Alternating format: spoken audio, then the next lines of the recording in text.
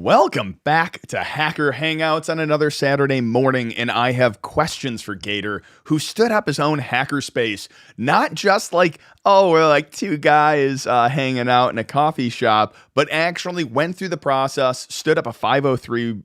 501 C3, which is a full nonprofit, stood it up, reached out to people. They have gathered the whole Holon, or Hackerspace, is now going to DefCon. So, Gator, thank you for joining us, but let's just start out.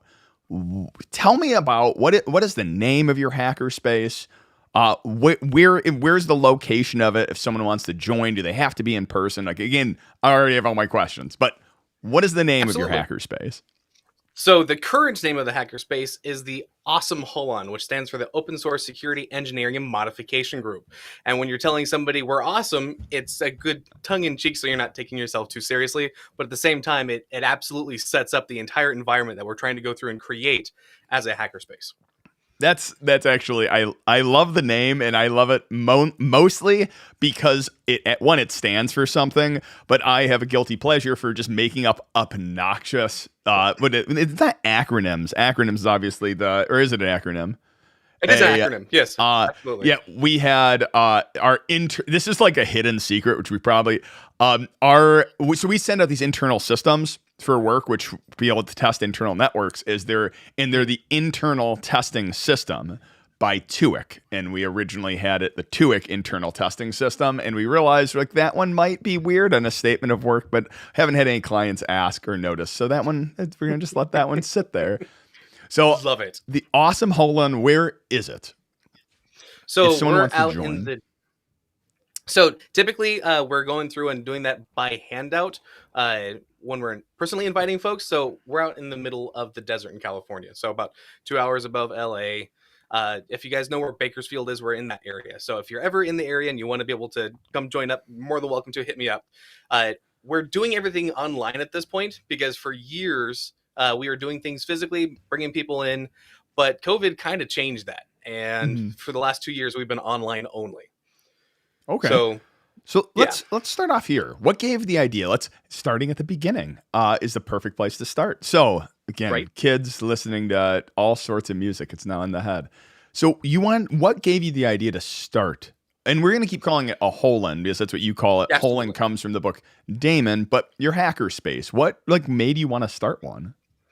So us going to DefCon, there's a large employer in our area that most of the city goes to. There's only one community college. So from this employer, cybersecurity was a pretty big deal to them. So they constantly were trying to take brand new folks into the industry and bring them in. And a bunch of us met up at a college class or we saw each other at DefCon. It's like, hey, I know your face from my hometown. We should talk once we get back home.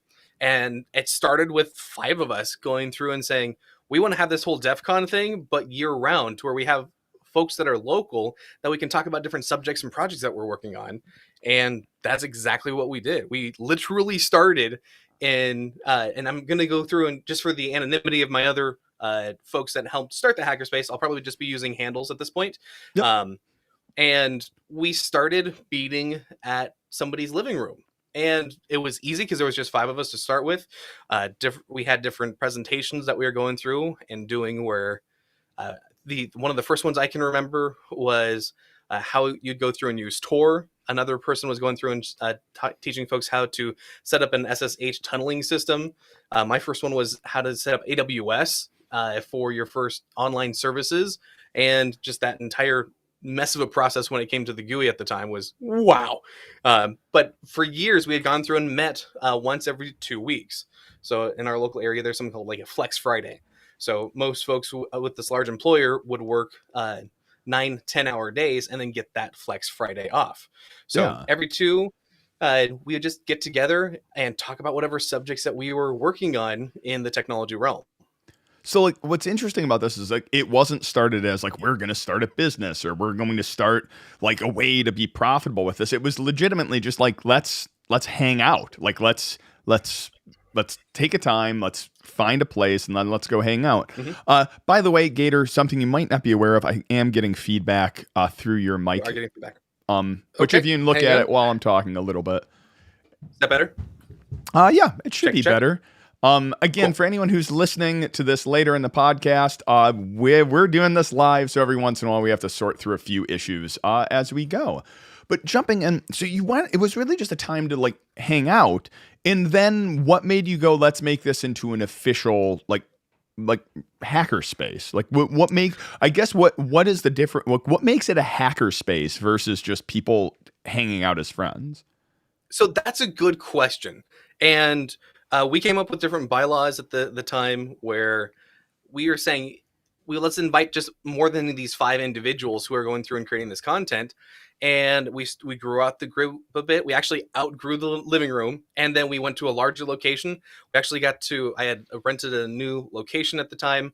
It had a huge attached garage that was all finished, and it was like 800 square feet. So we went from a small living Wow. room for about 5 people up to 800 square feet, and we could fit at max. We were fitting 25 people in there. So when we're talking about like huge numbers, or like when you're talking about like the Sin Shop comparison, they had a huge footprint. They could have lots of people in at the same time. We started small and organic.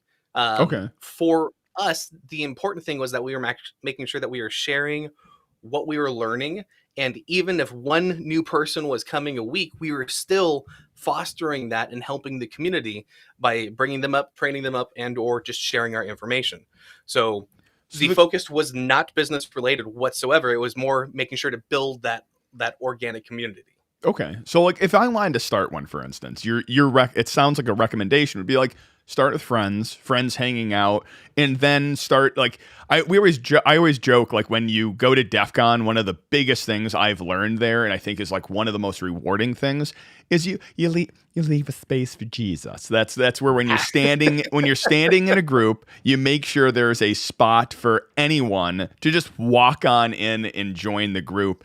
That comes from when you were hugging people. You leave a little space for Jesus when they can just come on in and join you.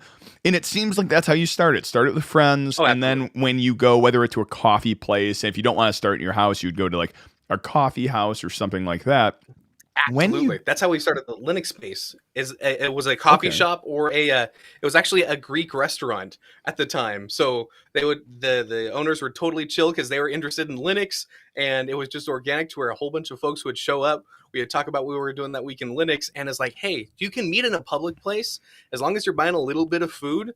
You can have a verbal agreement with the owners. Start Mhm. organic, because you may not be comfortable with bringing people into your home either, because then you're like, hey, can I kick these people out type of a deal? So finding a good time for folks to meet, even if it's just like 2 or 3 of you to start with, and you can start organically growing it out. Okay. Absolutely. Coffee shop What works as well. So at one point you had to go to this bigger building. How did you fund that? Did you just like fund it as a passion project and say, "Hey, I'm going to put the money out," or was it someone who volunteered? Like how would you go about finding a place like that? Again, if I was starting one today, like what would I be doing? So I'll level with you, Silk. It was part of my house. So it was literally attached to my garage. And I'm like, this would be awesome.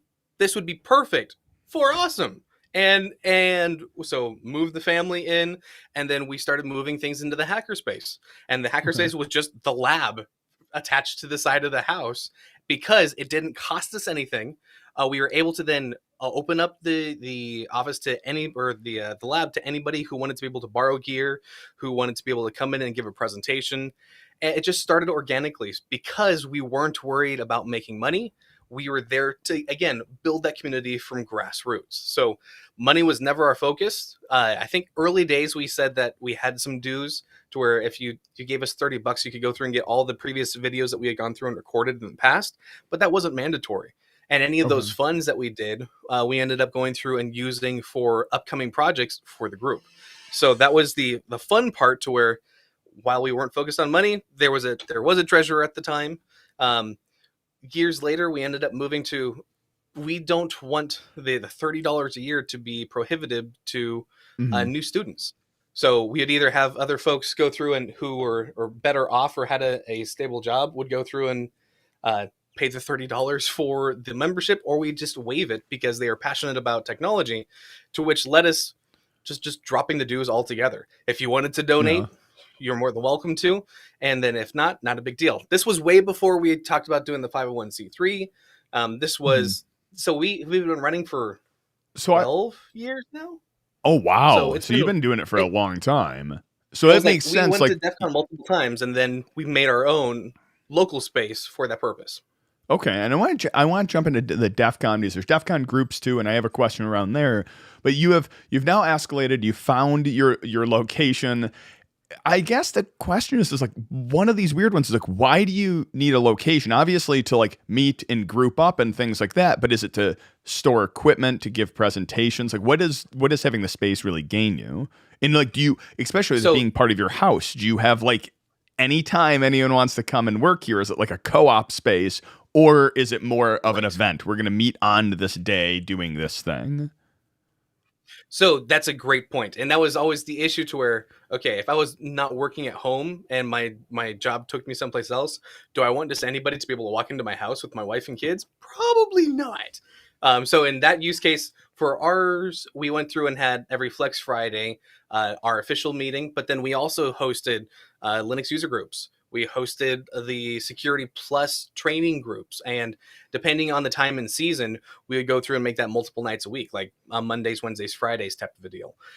We would usually go through and have a newsletter. We'd have a Discord channel set up and a calendar so folks would know, hey, it's open space during this time frame. Come borrow equipment. And I can't tell you how many times people are like, hey, at the Hackerspace, can I borrow this tool? I'm like, yep, absolutely. Just swing So by. You can come pick it up, and then it's rented out basically. this brings up like the purpose of getting together because someone in chat asks, is there a range? And if so, have you considered opening up a blue or purple teaming? I work for Splunk and could assist with the collection and licensing. One, that's really cool. Please, like at the end of this video, if you want someone to reach out, leave it as a comment down below. And then if people see that, they can reach out and get some of that information. So really, really appreciate that.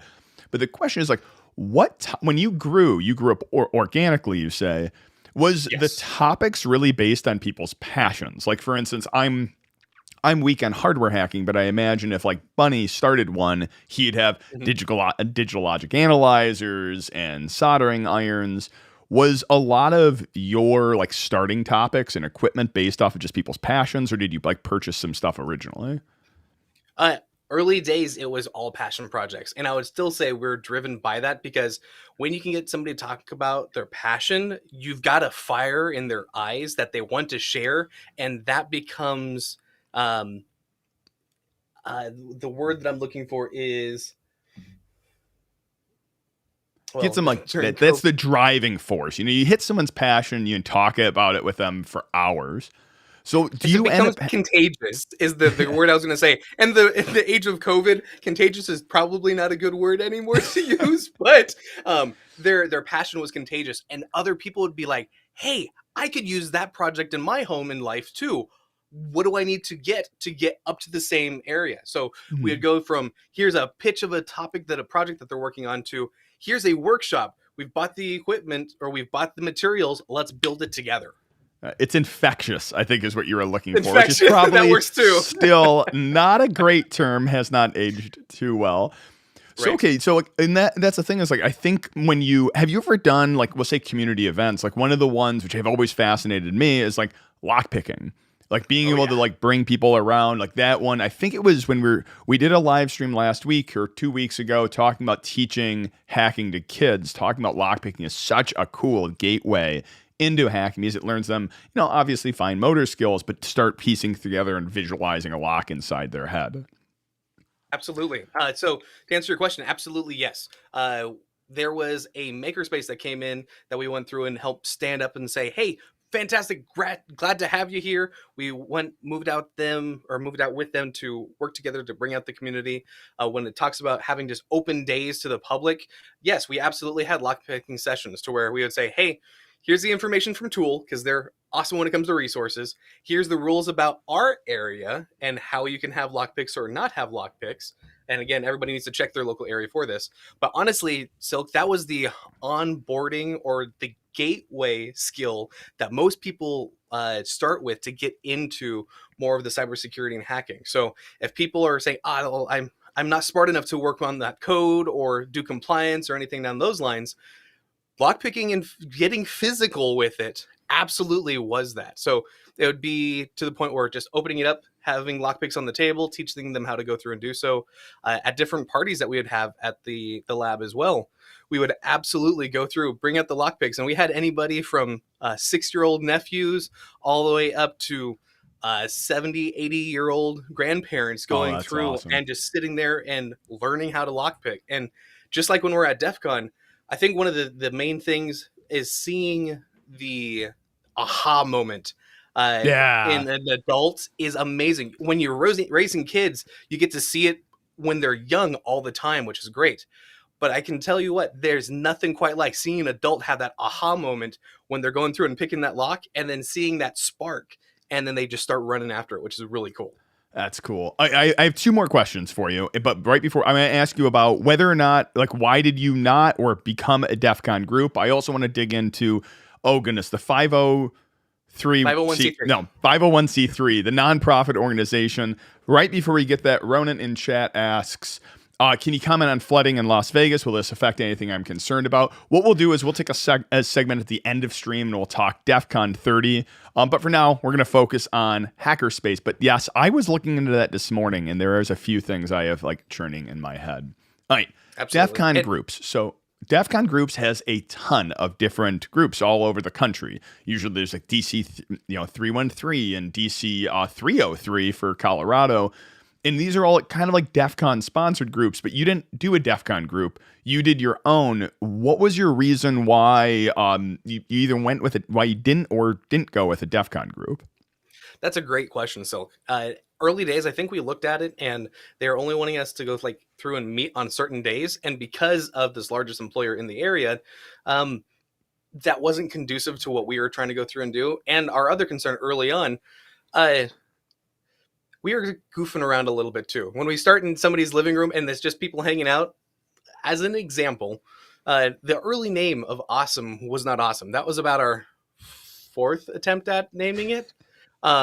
Because we started going from DefCon and we went to NoobCon. From NoobCon, we went to the People's Penetration Tester User Group, because that's what we were focusing on at the time. People's Penetration Tester User Group. And the acronym for that was PPTUG. Okay. That's how serious we were early on. I wasn't there for that naming convention. I had only missed like 5 meetings in the entire time we've been running. That was one of the important meetings I missed. But when it came to trying to do the community outreach, the president at the time could not keep a straight face when he was talking about our club. So we changed it to Awesome, meaning the Open Source Security Engineering Modification Group. And from there, things started taking off a lot more. So spinning back to DefCon group go. Yep. Go ahead. I said, spinning back to DefCon group. Why didn't you go with a DefCon group? So I don't think any of us were sure how long this thing was going to be around for, to be quite honest with you, Silk. Okay. So I don't know that we avoided it for any particular reason. I thought early days, like I said, you could only do it on certain days of the week. And Fridays were the Flex Fridays were the only days that we could meet as a group early on. So, and then just hadn't looked back. I know like there were other concerns about getting corporate sponsorships, and I'm not sure that's how DefCon groups actually work. And I should find out now versus what we were doing back then, because a lot has shifted when it comes to folks going through and running it now with us. Okay. But so it sounds like a lot of early days. It sounds like you were unsure about how long it was going to last, and then now it's maybe something you would look into, but you're kind of like. It's kind of grown up because you're now a nonprofit organization. Right. Why did you decide to go with a nonprofit organization versus just have it be its own thing? Like, obviously, you're now holding money and things like that. You have membership dues. LLC is a legal entity to separate it, and you'd run it as like a sole proprietorship or partnership or any number of things. Why did you settle on a nonprofit? So we wanted to make sure that we were able to give back to our community. And we had been doing that for years, just out of our own pockets and never going through and claiming that on our taxes. So for folks who were donating little amounts, that wasn't a big deal. For those who started donating large amounts, like, it's not that hard to do this 501c3 thing. And if we did it officially, we could be talking to other people around our community to make sure we can get more money back into STEM, because that's who we're reaching out to. We're doing it for kids. We're trying to do the science, technology, engineering, arts, and mechanics. So it was actually STEAM for us, not STEM. And that's how we actually have our bylaws set up. So we played with it for quite a few years and thinking, do we want to do this or not? A couple of other shifts in folks who are running it, and with the new set of officers that came in, we went ahead and pulled the trigger. And we pulled the trigger about middle of June of December, or of middle of June in 2029 or 2019. So, which is right before the pandemic hit. So here's a question, like for people who wanted to start one, and again, I want to dig into the nonprofit. For people wanting to start one, right when I hear nonprofit, like an LLC, spinning up an LLC, easy, $50. Here's the fee. I can tax it as a sole prop. It's an afternoon job. Heck, if you pay an extra $50, I can have the whole thing spun up same day. Right. With a nonprofit organization, that seems like a Herculean task. There's a lot of paperwork. How hard was that to get set up? So I'll level with you to where we had our treasurer, we'll call him Robe, went through and had been doing this for his soccer group in our local community. So he had already gone through this multiple times, and there's actually a pretty standard way to go through and do this as a template. And long story short, as long as you're not going through and making the number that was told for us here in California, as long as you're not making over 50K per year, the filing for that is pretty straightforward. Because, I mean, any money that you bring in and money that you have out, you have to have receipts for. Okay. We've been doing that for years. That's not hard. So when it comes to tax time, the folks who donated to Awesome get that tax write-off. And then any individual now is not just holding the money, and that's not being counted as income towards them. So it was more of we want to make sure this this group keeps their money, that they're able to continue to use it specifically for this organization to give back to the community. So that's why we separated it to have the 501c3 and keep that nonprofit. Because at the time frame as well, with the Makerspace opening up in our area, which unfortunately, since COVID has now been around for a bit, closed before then. So it was unfortunate to see another baking community die on the vine. So keeping things online and still engaging the community in other ways was very important to us. So going back to like DefCon groups or other sponsorships coming in, we didn't want the sponsorship to go through and say, okay, now we're just going to blast advertising in your face all the time, or we're only going to use this piece of software. We wanted to make sure we could still keep it organic and about subjects that people wanted to talk about. So that was our reasoning. So with hindsight, now that you're a nonprofit, is this something you would recommend? Like you said, how long you've been doing the awesome Holland or the awesome Hackerspace for like 12 years. Yep. Is it one of those things you glad you waited on this time, or like when would you have done this previously? Like if, again, I want to keep this, like if I wanted to start one, if anyone, a viewer want to start a hackerspace, should they immediately go after nonprofit status? Should they let it grow up a little bit and then do it? Like, but what do you think would be the best timing on that? I would absolutely agree with letting it grow up organically, because once we got to about the 15, 20 people, we were outgrowing our space. That's when we started considering, do we want to rent a place for our own? And at that point, the dynamic changes a bit, because we've done things organically because we were trying to bring in the community. Ultimately, who is your hackerspace or your Holon trying to target?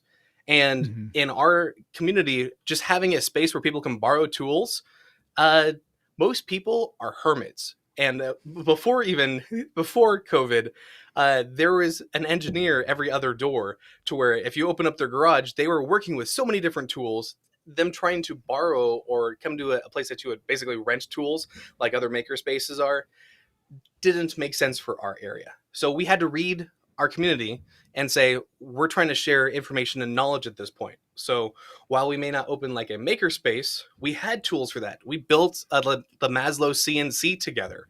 We went through and did 3D printing together. We talked about setting up solar panels. And then we also went to the opposite side of the realm, where more of the cybersecurity of setting up penetration testing labs, doing like CTFD contests, working together and doing the college classes, or the college work of the capture the flags out there. So I would say, for me personally, I would recommend, if somebody's looking to start a hackerspace, start local, start small, start with your friends, and then start opening it up.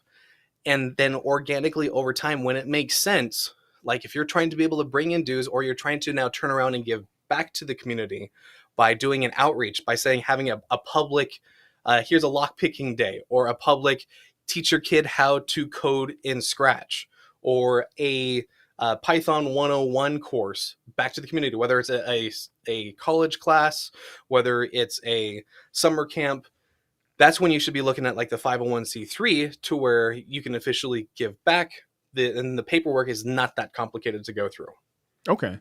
And that's the thing where it seems to is like one of the things like I'm kind of reading between the lines is don't overthink it. Like Right.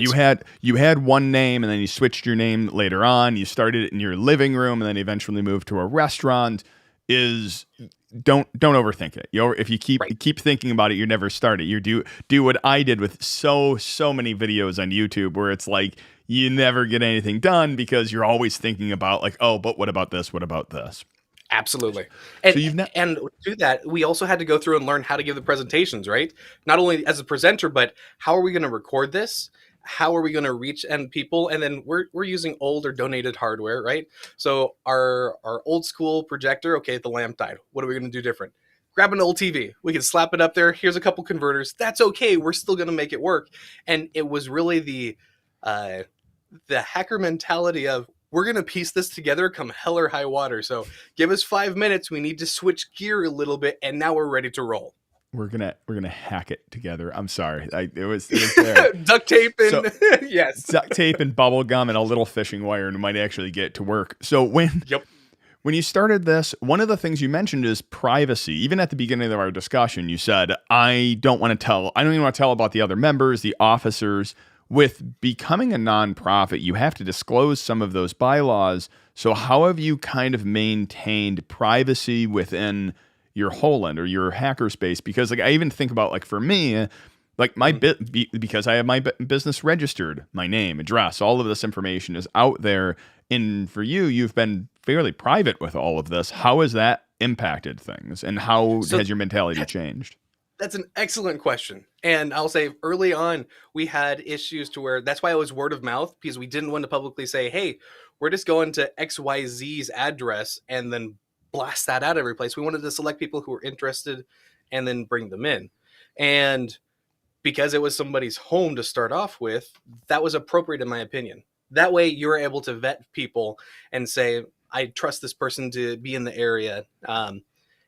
And early days, since we weren't a 501c3, privacy and anonymity was more important to us. So we didn't post our videos online, partly because of the employer was more cybersecurity conscious and didn't want people to be OSINTable. So open source intelligence gathering. They wanted to have good OPSEC. So we kept it pretty private. While we recorded the presentations for folks to be able to share within the group, that was not ever shared externally. And that was a pretty major deal. Once we went the 501c3, you're absolutely right. Those officers elected and chosen went through and knew part of that process was that their real names were going to be on a legal document saying that they're connected with this awesome Holon. And they agreed to it because they wanted to give back to the community. So those handful of individuals agreed to, okay, my anonymity on having this handle is now going to be somewhat connected with this real name and this other entity that we've been running for the last umpteen years. So that's why we waited forever to do that, because the privacy and anonymity was more important. So it sounds like effectively, yeah, when you became a nonprofit, you had to give up that privacy. You're kind of forced to, and you got to kind of get over it a little bit. I know, like for me and my channel, like at first it was like I'm putting my real name out there, and then you realize no one cares, and it is one of those feelings of like the moment you put it out there, it's hard to pull it back as well. This also goes back. Someone does ask in chat the max capacity of your hackerspace, but before we jump into that, you mentioned now that it's a nonprofit, you have officers. Do you find that like that structure kind of gives you some confidence that this thing will survive you? Now, obviously, it's in the side of your house. Is it still in the side of your house, or is there a new location? So since we moved a new location, we bought enough land to where we can build our own place, and it can be dedicated to awesome. That's part of the reason we're like, that's cool. 3/4 of an acre? Its own bathroom versus having to go inside the house and not?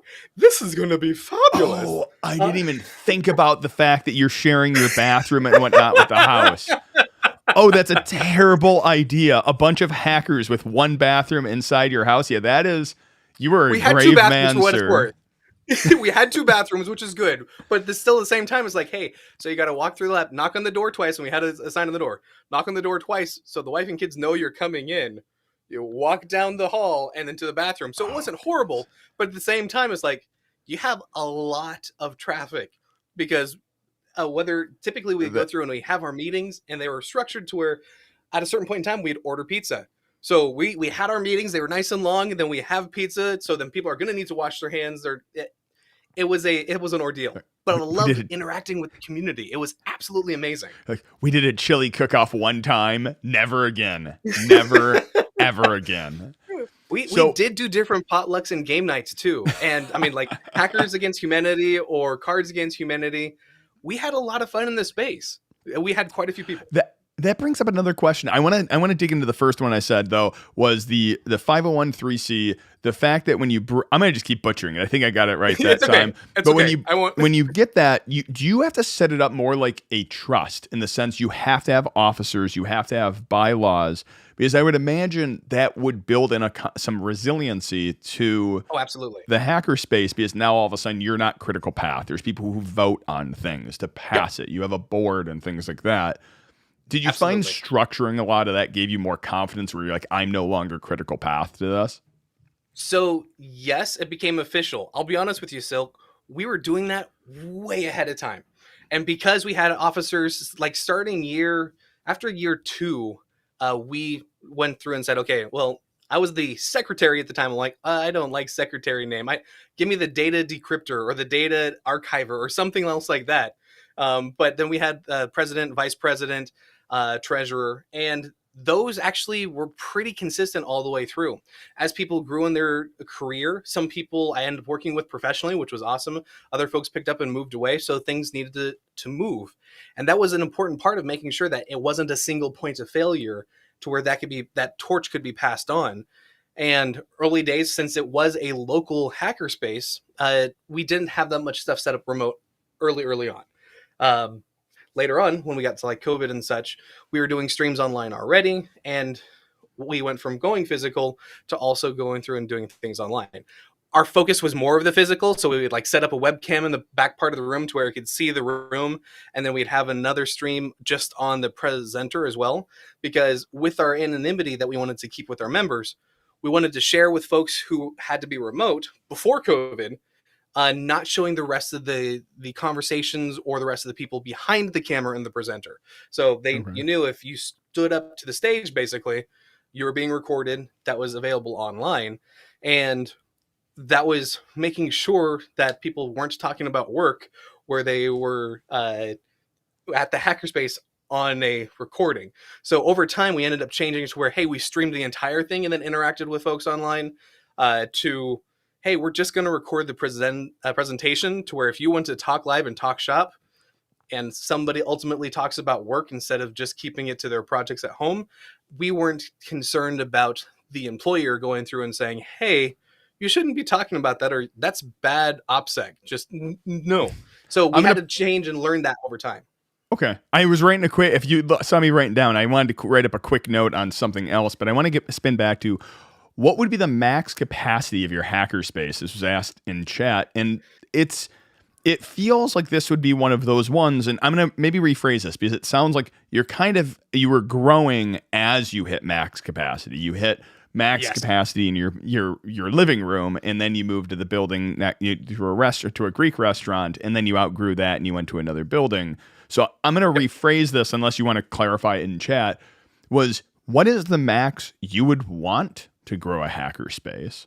Like, what in the future, like, what's the biggest you see this going? So that's a great question. I want to keep it open to the organic growth, and that ebbs and flows in time. So at the most, when we had a college class end up coming in, and a couple of the local college community professors come in and say, hey, we're bringing the class with us for this meeting. Can you hold X amount of people? And I think we maxed out at 30 people in the space. That's when we started looking at like, ooh, if we wanted to get any bigger, how could we do that? And how could we do that in our current capacity? Because we're not going through and charging anything. It's just because I love sharing technology. The people who are presenting love sharing the projects that they're working on. And that's when we started looking at different buildings to where do we want to buy something or rent something. And we also ended up working together with the Makerspace at the time when they were still open. We were able to move a couple of our meetings there to work with the larger capacity. Otherwise, my lab that was connected to the side of my house, which was just the enclosed garage, we could house 30 people, 20, 22 comfortably. But the meetings ranged from there being about 12 people to 18 people throughout the year. Summer usually got kind of light because people were traveling. I want to dig into this a little bit more, though, because like one of the things you said, you want to share your passion. And obviously there's not really a limit on sharing it, but it moves it from being like more intimate when it's 10 people, 15 people, where everyone kind of knows each other. You get to hear, everyone gets to share their projects and things like that. At a certain point, that's lost when you go to 2,000 people. You don't know anyone. Yes.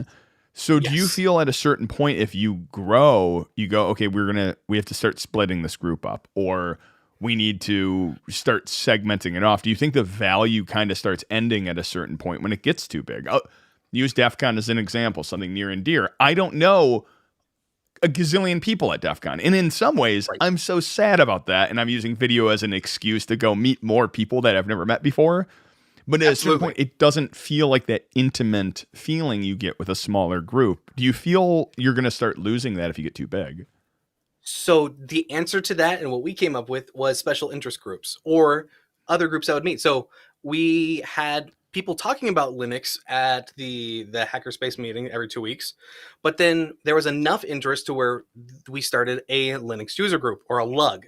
And they met on a certain night. So for folks who had a deeper interest, you could then go in and be intimate with those individuals by saying, hey, we're going to go install Ubuntu this week. Or I'm having an issue.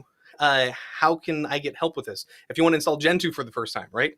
We also went through, like I said, and had the Security Plus because that was one of the certifications that this employer needed. So for us, instead of just trying to cram more people in on that Flex Friday meeting, we would go through and set up different nights that you would come over and deep dive onto that to where it could still stay intimate and using the same space. I want to spend, that's another one I want to dig into. Braden asked a question though, isn't a 50c3 just a corporation? Is there a difference between the two? Do you run it like a corporation? I should ask. So you can run it a handful of different ways. So like C Corp, S Corp, and such. This one's set up as a corporation and then brought into the 501c3.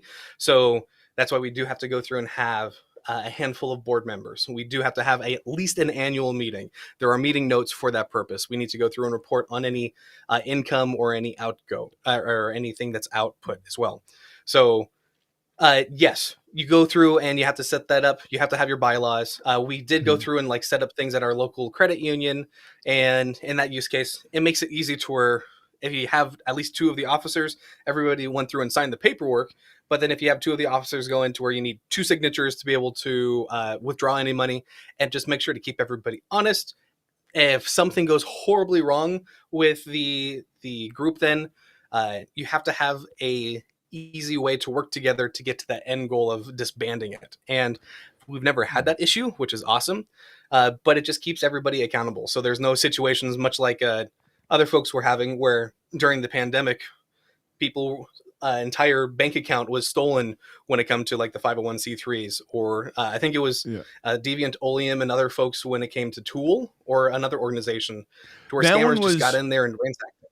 Yeah, that one was their debit card. So like that one was kind of like a straightforward, they were using their debit card. A scammer got the debit card. There was nothing internal at the organization unless something has come out. It was completely like, it started as 30 cents, $3 transactions, and it grew over time. And when you have that big of a company, a lot of those things start going unnoticed until the numbers became really big. And then it was like, well, the credit union only lets us go back, or our bank only lets us go back 90 days. And this has been going on for 2 years. And I know it was a lot of money.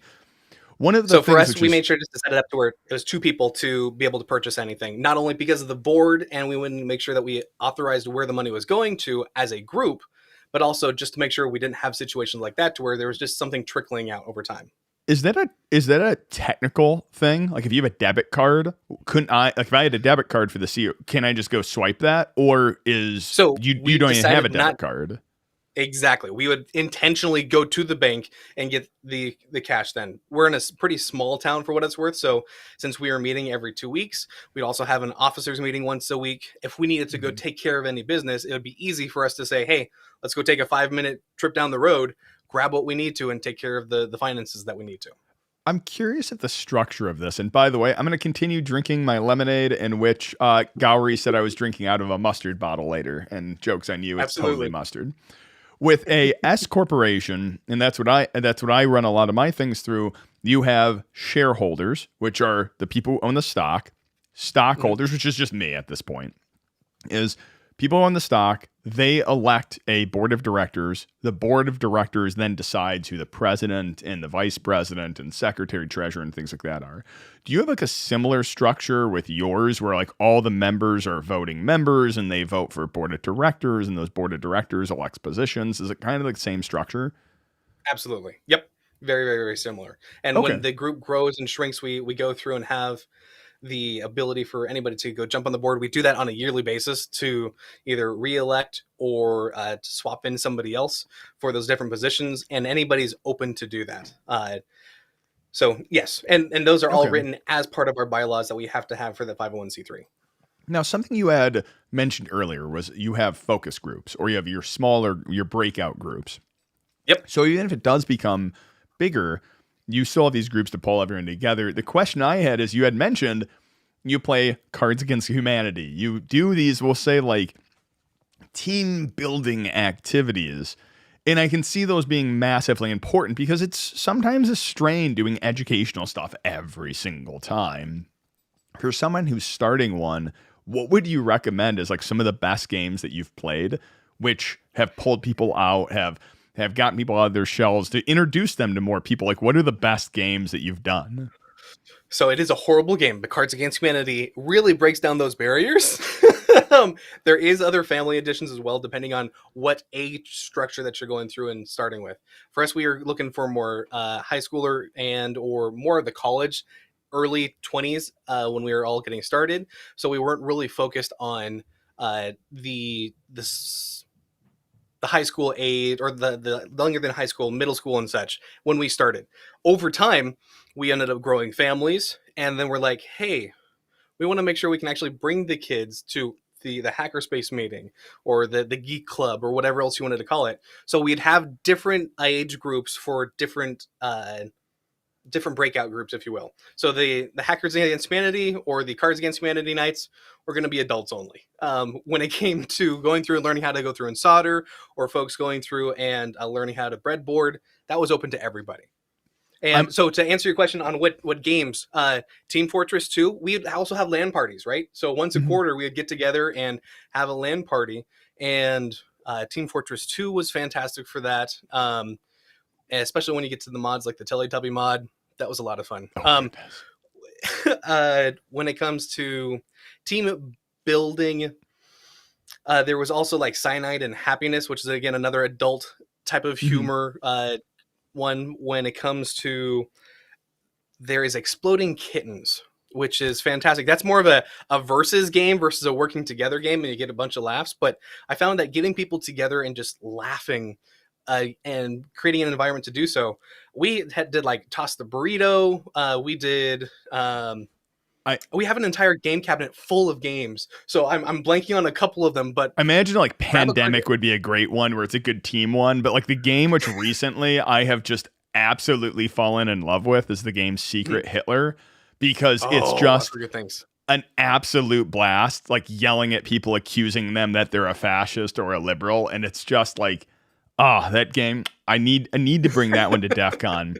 And I know we're getting to the end, but I do want to cover DefCon near the end. Before we do, though, I kind of want to sum a lot of this up, which is, if you are starting a hackerspace, can you run through in a minute or two, how would you go about, with all the hindsight you've gained over the years, how would you go about starting a hackerspace starting today?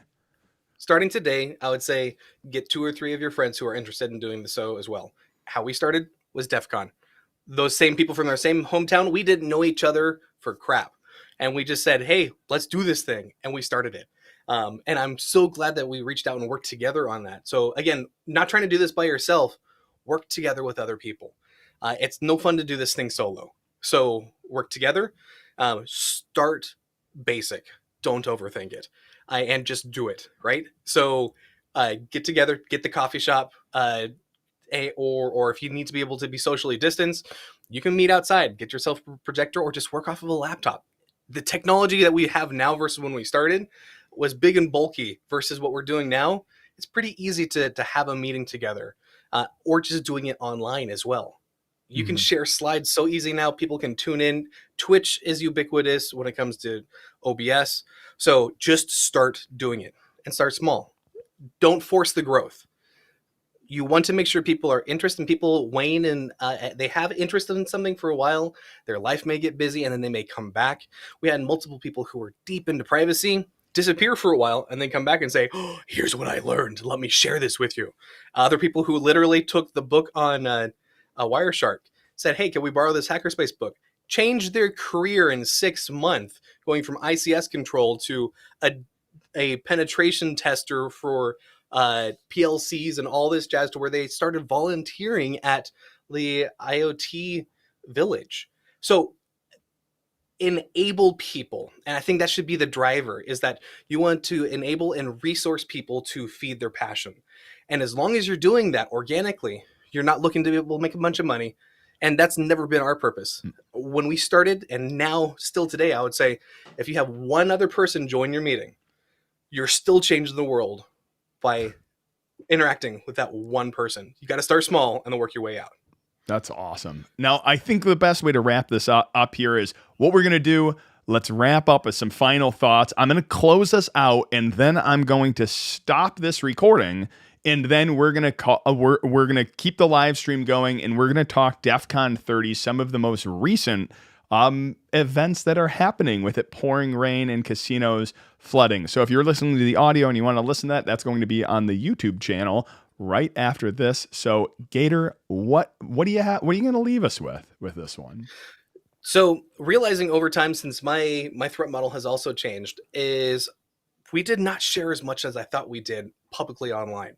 So I'm going to be going through and scrubbing some photos. I'll be going through our last 12 years worth of content, reaching out to our folks who are presenting, see who's comfortable with posting that online. But ultimately, to make sure that we're feeding back to the community, our meetings from here moving forward, all of our notes are going to be publicly available on our GitHub. And we want to make sure that that's accessible to folks. So we've switched...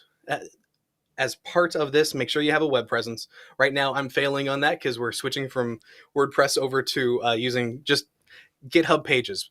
Make it simple, make it easy for people to be able to start with, because we tried every CMS that's out there, and I mean every CMS, and that was part of some of our meetings. People would come back from Scale, the Southern California Linux Expo, and say, oh, check out this new CMS. Oh, God. You're going to implement it. And here's this new JavaScript framework. I hate you so much. We had a lot of content, both pros and cons, but we were never afraid to try something, and not getting stuck with, oh, this worked for me once, or this didn't work for me once, I'm going to forget it forever. Nah, you need to go continue to try that and move forward. So we're going to post more content online. We had been going through and just doing Twitch to where our members could tune in live. And we changed it to where we are recording the presentations and posting those available online. We also avoided YouTube for the longest time because of the privacy side of the house there. The reality is, if you can't help build your community and you're not getting your information out there, how are you ever going to make it larger? And with the organic idea, because there are a lot more people who want to work on a subject just like you, but if they don't know where you started because you've not put it out online, you're not sharing it and having the open source attitude. So while Awesome is supposed to be the open source security engineering modification group, we're going to be posting more stuff online to share with open source. And that's my big takeaway, is make sure you're sharing with folks, whether it's local or with other people online. And love your hacker family. There it is. With that, I've learned a lot too, and I think a lot of it is just getting over those initial barriers. Those things hold me back, I know, so often, especially with YouTube. When I wouldn't have started, Hacker Hangouts without someone going like Gowrie saying, dude, just freaking do it. Stop getting in your own head about it, because no one's going to watch it anyway. And now we have people watching like you. So right now, we're going to close this on up. Give us 10 seconds. We'll keep the stream going, and we'll jump into DefCon 30, which we are going to have a dedicated space this year, which I am pumped about, in the vendor area just down from Hacker Warehouse. The artwork is going live shortly, and I am pumped. As always, thanks for watching, and hack on.